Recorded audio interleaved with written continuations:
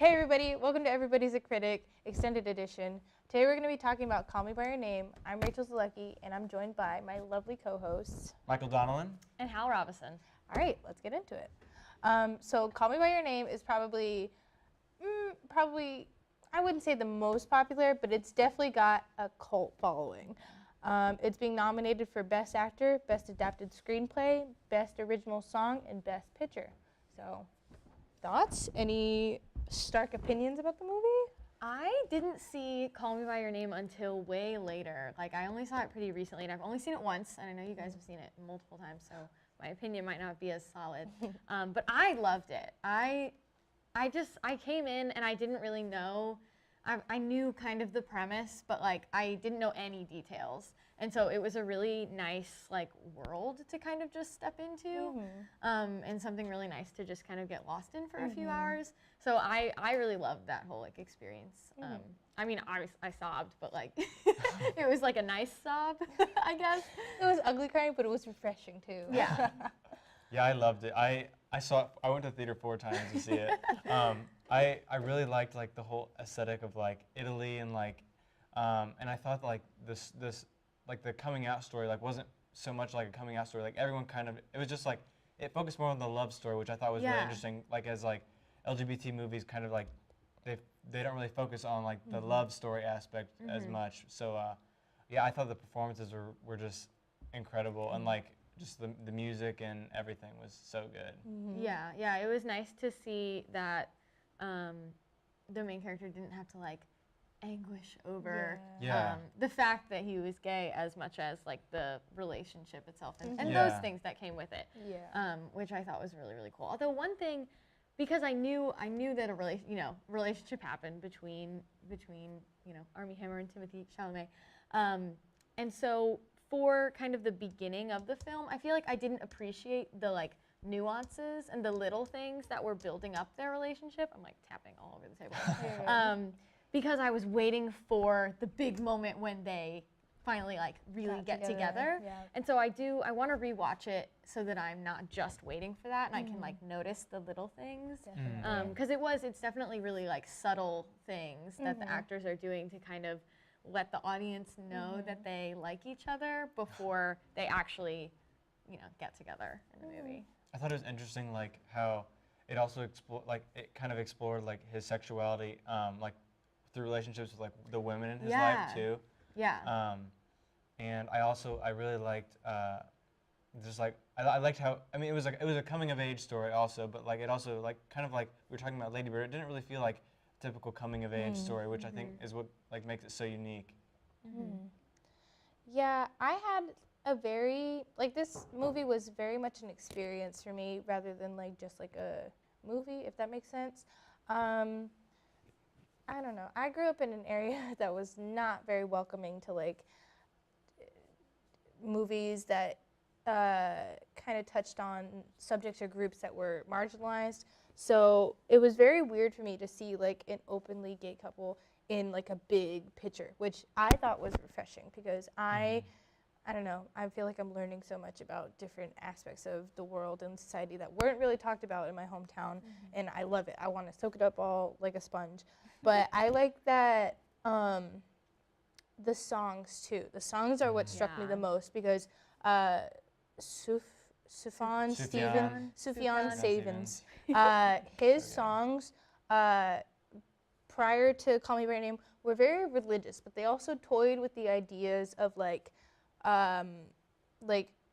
imposing like the LGBTQ community with religion, which, like, wasn't heard of where I came from. So upon seeing the movie, I kind of looked into it, and if this movie does not win Best Original Song for the just, like, concept of Sufjan Stevens' music, I will be outraged because he was so good. Like, I mean, like, his songs, I think, just perfectly fit, like, the mood of the movie and, like, the tone of the movie, and like that the, like, kind of, like, credit kind of scene that where with the music is playing. I don't know if we're avoiding spoilers, but oh man, it'll get you. The music will get you there. Alone is just, I mean, like, that's also a perfect example of, like, I personally think Timothée Chalamet should win Best Actor because he was just so.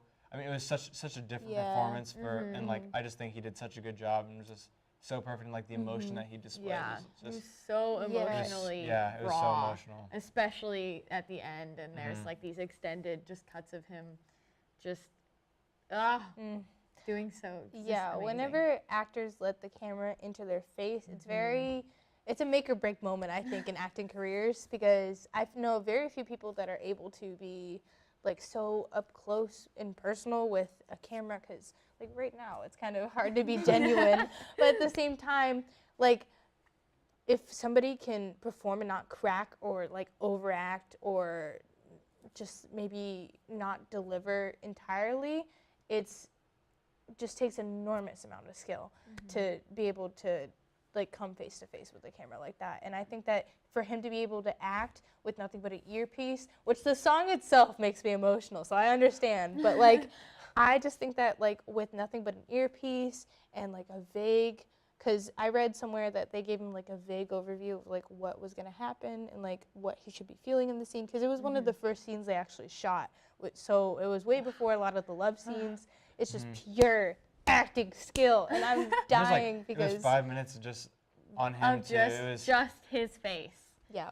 So yeah, and I wouldn't be surprised if Call Me by Your Name scoops up Best Adapted Screenplay, because I know I haven't read the book, but I know people who have, and like I think the changes that they made some changes, but the way that they stuck to the book as well, I've heard a lot of praise for that. Yeah. So there's one category that I think Call Me by Your Name got snubbed in, and that's supporting actor, because I think that Armie Hammer and Michael Stuhlbarg, who played yes, Celia's dad. father, His they father. both should have been They nominated. did Yeah. so well.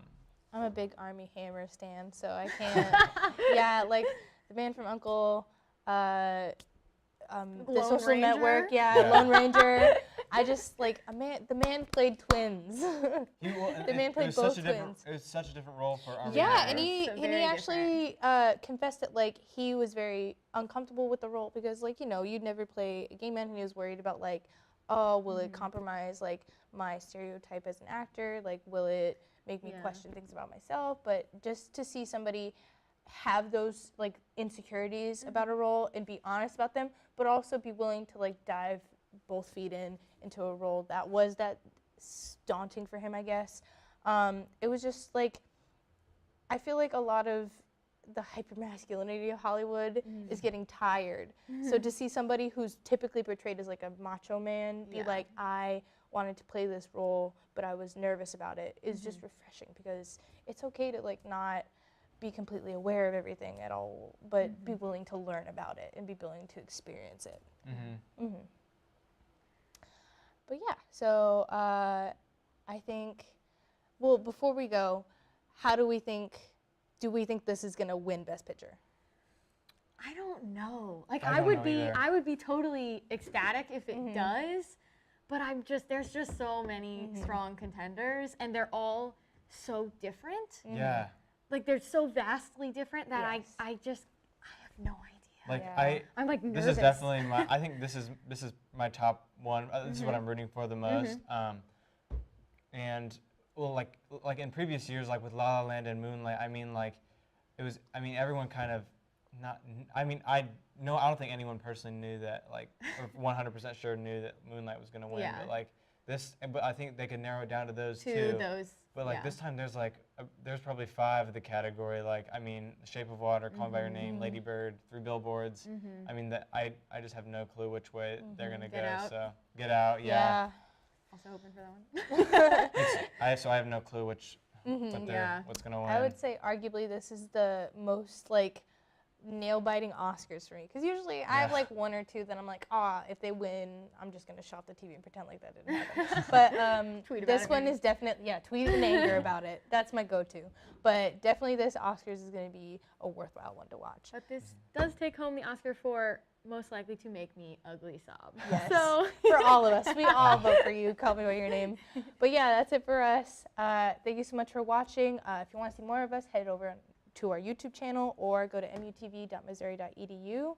And thanks for tuning in.